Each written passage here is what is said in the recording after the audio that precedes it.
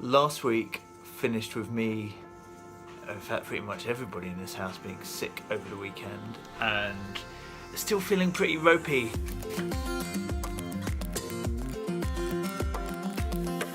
So, despite not feeling great, I've had a productive day, but decided just to switch off like the last hour before I have to pick up the kids. Went to bed for 30 minutes because I can. There's no such pressing deadlines that I really need to do work, you know what I mean?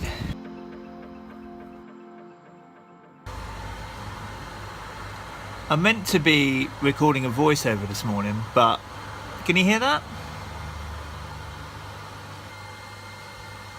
Sounds like gardening stuff, but it's been going on for ages. 2 hours later, and they're still going. What are they doing? Since I can't do the voiceover work, I have been doing lots of editing, but also chasing a payment, which is massively overdue. Also, just going to show you what I'm doing with my Trello board, which is a little bit different now. They've gone quiet. I started with, I have a waiting list, a do list, doing, and then done today, and then done is, further over here like an archive. But I realised, as you can see, that my doing list, which is basically my to-do list, was getting massive. So I've now created a today list. And so each morning or night before, I take stuff from doing and put it in today, and I'm not going to bed until I have done what's in today. Even if it's only 2 things, or I put like 10 little things in there, that is actually my action list. And that's worked much better, because it just got stupid. My today list had basically turned into this long list of ongoing things where it didn't really matter whether I did them or not. So when I sat down, I didn't quite know what to begin work on, whereas now I have a strict, to do today. They're having their carpets cleaned. It sounded like a hedge trimmer, but they're having their carpets cleaned. Mystery solved. I know, it's very exciting. Honestly, I should have done a cliffhanger. Tune in next week and find out what the noise was. Just recorded a podcast with Emmeline, who is a wonderful illustrator and the winner of the National Freelancer Awards last year, when I was a finalist as well. So we got to hang out that day and that evening in the pub, and she's really cool. But I've waited a year to talk to her for the podcast because I wanted to find out what difference it made winning. So that'll be out in a few weeks' time.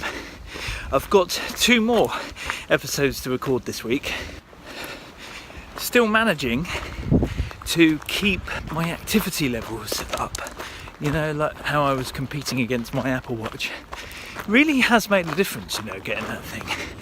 You might think it's a bit ridiculous, but I'm not a particularly sporty person, and getting that watch has really made me conscious of how much I stand up, how much I move around, has made me deliberately do things like this, like walk where normally I would have driven. And that can only be a good thing, right?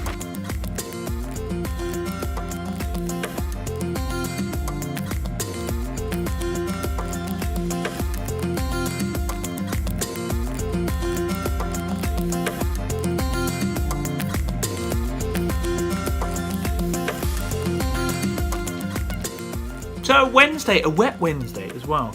Stayed up quite late last night working on the newsletter for being freelance because I'd put it in my to-do today column, and that meant in my head I had to do it.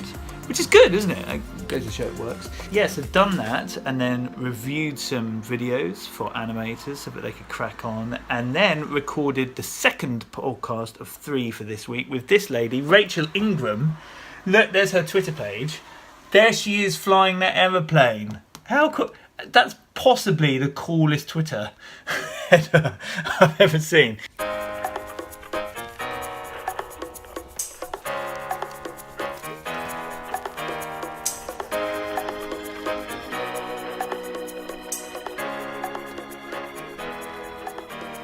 Because it's been so wet today, I thought it's bound to tip it down at school pickup. I thought I'd come up here an hour earlier with my laptop and do some script writing. So that's what I'm doing.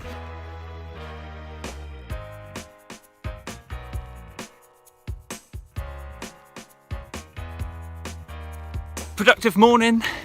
I went into the coffee shop with a fully charged laptop to write scripts and briefs for infographics, and then worked until it ran out.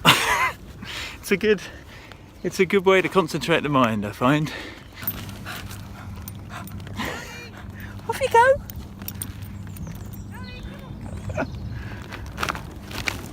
Oh, I wanted to keep him.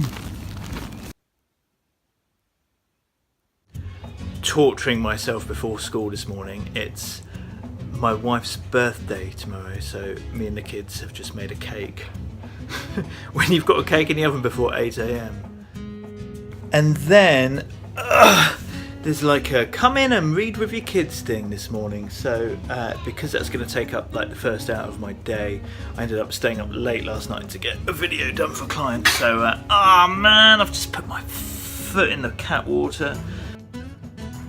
Back from reading with my son, which was good. Just been sorting out some invoicing notes. What else? But I tell you what, I sat there and thought, I'm procrastinating working again, just like last week's episode. I'm putting off dealing with this nightmarish spreadsheet, which is full of feedback on videos that we made, which I need to go through. I've been putting it off because it's just so fiddly. But anyway, I thought, no, crack on, and then you will find out what you need to do. So that's what I'm doing. And I remember in a previous video mentioning that sometimes instead of going back to my animator and slowing up the process, sometimes I make edits myself, and I'm doing that right now because that way it doesn't distract, for example, the animator from doing something else that they could do, which is far better. So I need to remove religion. Okay, they don't want that in the video. Now I can take that out of the voiceover, but obviously it's going to be still in there. So what I'm going to do is duplicate that, so I've got two on top of each other, and then add a flipped effect. However, I want to take this smooth circle and put it at the top. So if I flip horizontally and vertically,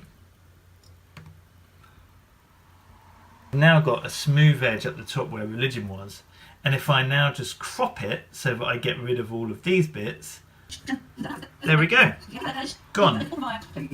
And you see, so within, I don't know, what, a minute, I've managed to solve the issue without having to go back and forth and downloading files and explaining it to the animator and blah blah, you know, they're not distracted, I've saved time.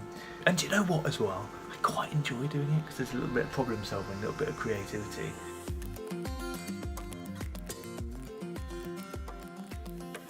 Friday afternoon, I've just had a voiceover come in, and I just thought I'd let you know in case you're ever writing a script. I find voiceover artists really struggle saying the word hello at the start of a script. Listen to the options. None of them, I don't think, sound natural. Hello. Hello. Hello. Hello, hello, hello, hello, hello, hello. As I see, none of them sound any good. This one sounds suspicious. I think you'd put the phone down, and if this person phoned up, hello, hello. It took us about an hour, but we finished decorating the cake. And hey, if freelancing ever goes the wrong way for me, look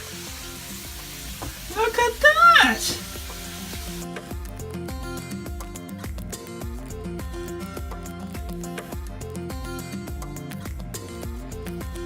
So, been a nice Saturday. I think we did well for my wife's birthday. Edited the podcast last night with Josh Hoffman, so that'll be out now. One of the main things I took from it was, and I often find this, like when I speak to people who seem to have achieved a lot, you know, like they have multiple blogs, videos and podcasts, courses, and so you think, well, you know, how did you get to that point? And as he put it, it's just doing the little things every day, like taking little steps, and each of those steps just keeps I don't know, compounding upon itself and then takes you further towards something. You know, I guess like the only reason I'm about to record my 100th guest is because I started with my first one. So yeah, taking those consistent short steps is what he, baby steps is what he called them. And I'm kind of feeling a bit like that. You know, obviously now I've done the podcast for quite some time, but I've only just recently started doing the vlog. So I kind of feel like that with YouTube, for example. It's like starting from scratch in that respect. And yeah, I just need to be consistent and take those baby steps. And each new subscriber, each new sign up for the newsletter, you know, that's one more than it was last time, or 5 more than it was last time. And it was good hearing him say that. It was a good reminder. You know, there was a point when the podcast I do didn't exist, and that literally had 0 listeners. And sometimes I forget that.